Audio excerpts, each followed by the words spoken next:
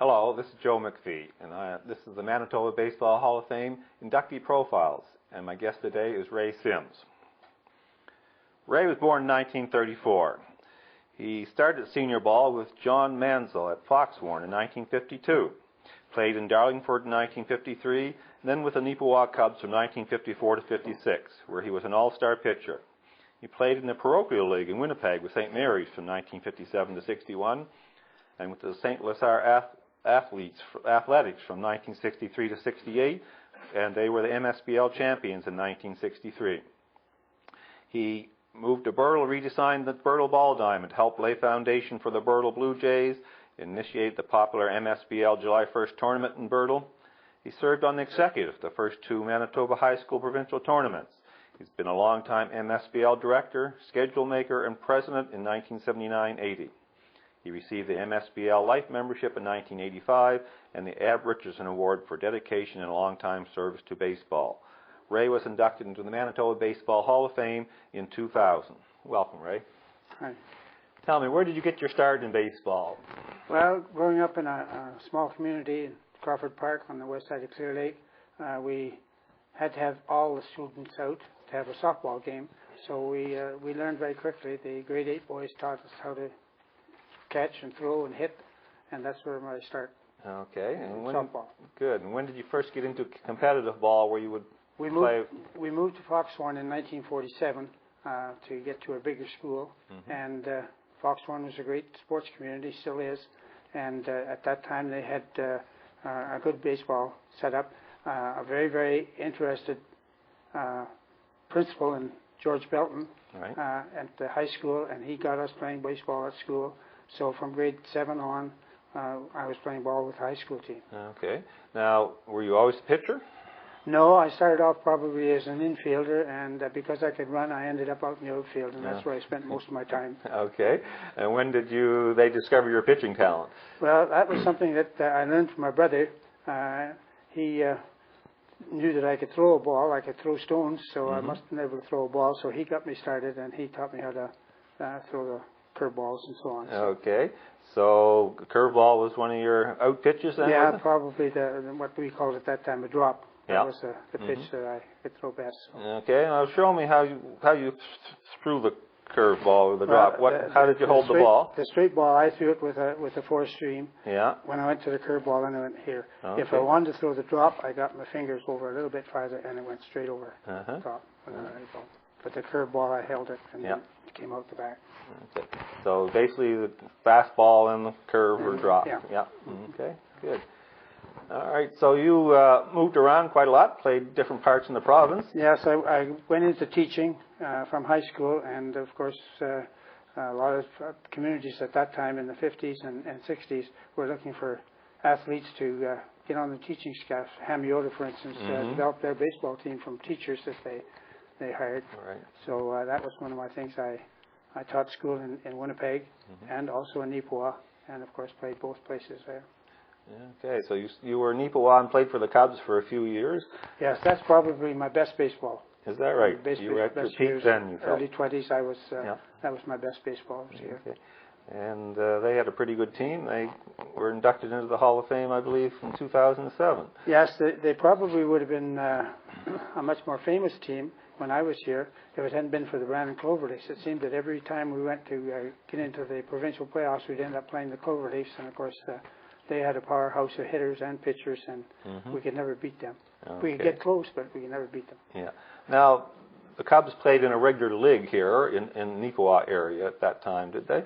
Yes, that was it was probably one of the best, what we would call intermediate leagues in the province at that time, was developed out of Neepawa. Okay. And they had some good teams here, and players from Eden are still famous as their team from Eden. Spring Hill was another famous team at that time here from here. Okay.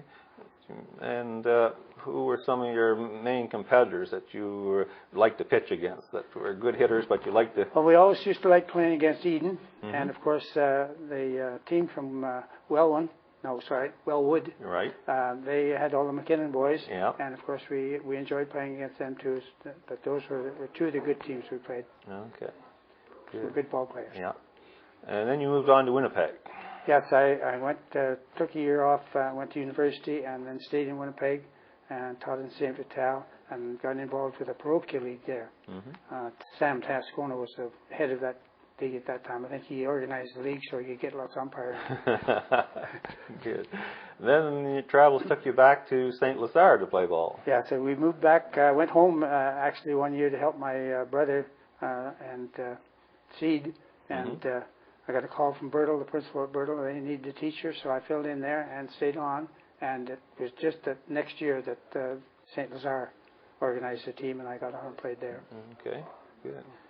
So you had a career then in the MSBL? Yes, enjoyed it. Had some good ball there. Although at that time my pitching arm was finished at that time, so I ended up mainly just chasing balls in the outfield. Okay, well, all pitchers like to talk about their hitting more anyway, so tell me, what kind of batter were you? I was just sort of a line drive hitter. I never hit the ball that far. I was too small. I didn't have the strength to do it, but I was a pull hitter and hit line drives mainly. Okay, and where did you usually bat in the batting order then? Oh, I was probably in the lead off or second. I was because I could run. So if I could get on base, they'd chase me around. Good, good. Now, you've been very active with the MSBL since you retired from playing.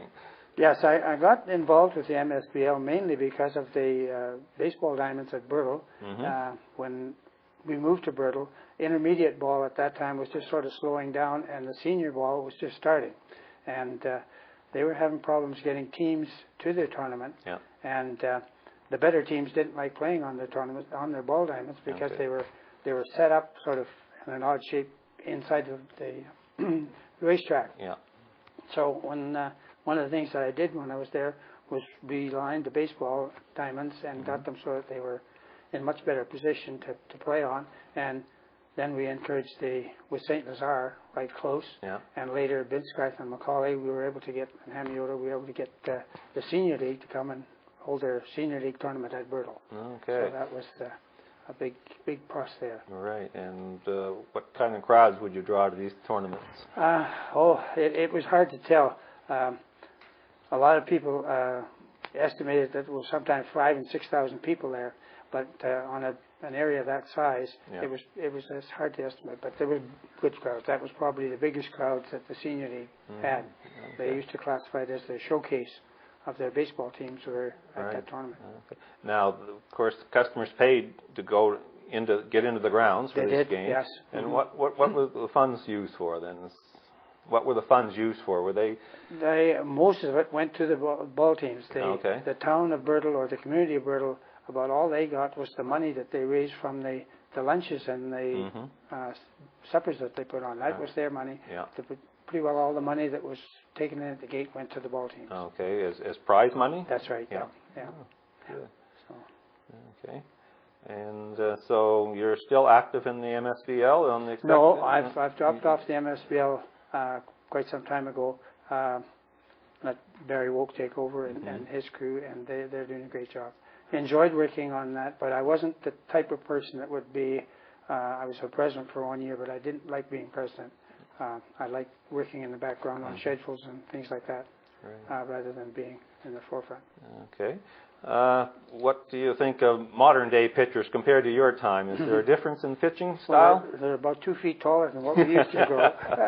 There's some big, heavy men like now when you get 230, 240 pound men playing baseball, compared to 145 like I was.